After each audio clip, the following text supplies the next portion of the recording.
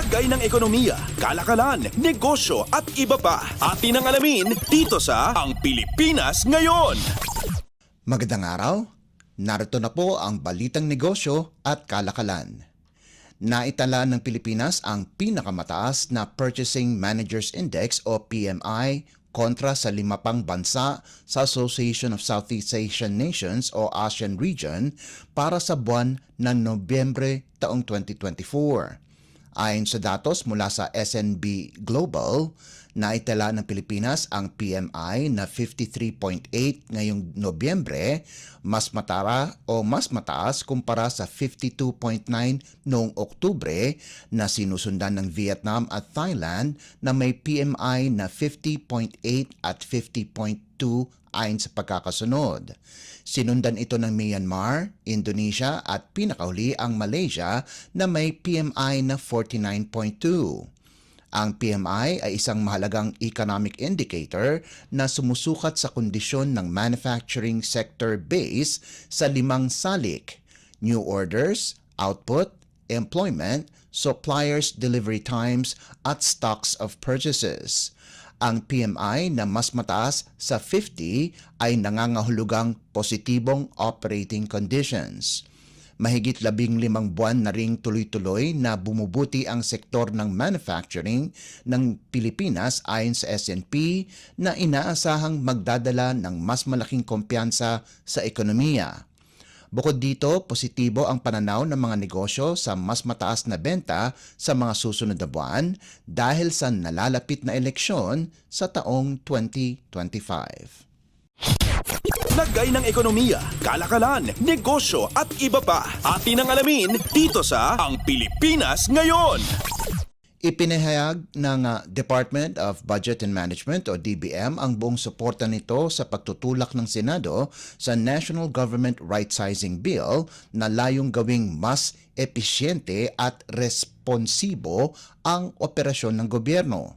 Sa pulong noong Disyembre 19 sa DBM Central Office, dito ipinahayag ang kahalagahan ng Senate Bill No. 890 na inisponsoran ni Senate President Francis Cheese Escudero na ayon sa senador ay magpapahusay sa serbisyo publiko ng pamahalaan. Pero ayon sa senador, hindi ito nangangahulugang magbabawas ng empleyado ang pamahalaan, bagkus lilikha pa ng mga pwesto na angkop at tunay na kailangan.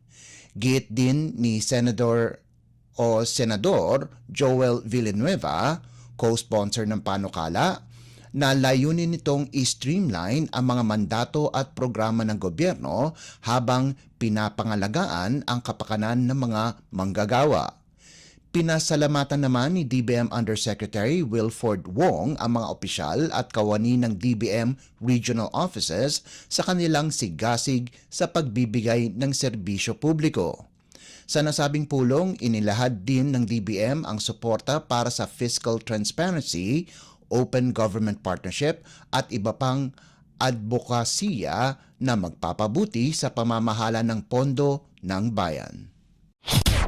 Lagay ng ekonomiya, kalakalan, negosyo at iba pa. Atin ang alamin dito sa Ang Pilipinas Ngayon. Inaasahang malapit nang matapos ang bagong bypass road na itinatayo ng Department of Public Works and Highways o DPWH sa Las Piñas City na layong mapabuti ang daloy ng trapiko sa lugar.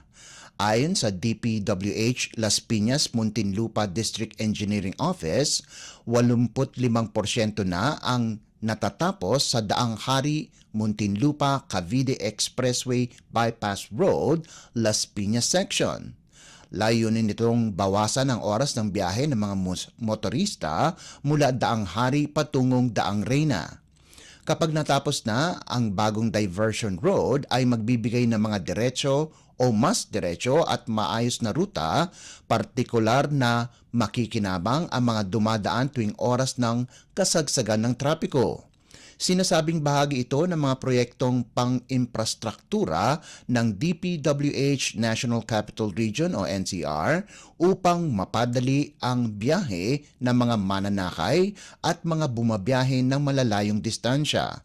Inaasahang magiging passable ang nasabing kalsada sa mga darating na buwan. Lagay ng ekonomiya, kalakalan, negosyo at iba pa. Atin ang alamin dito sa Ang Pilipinas Ngayon.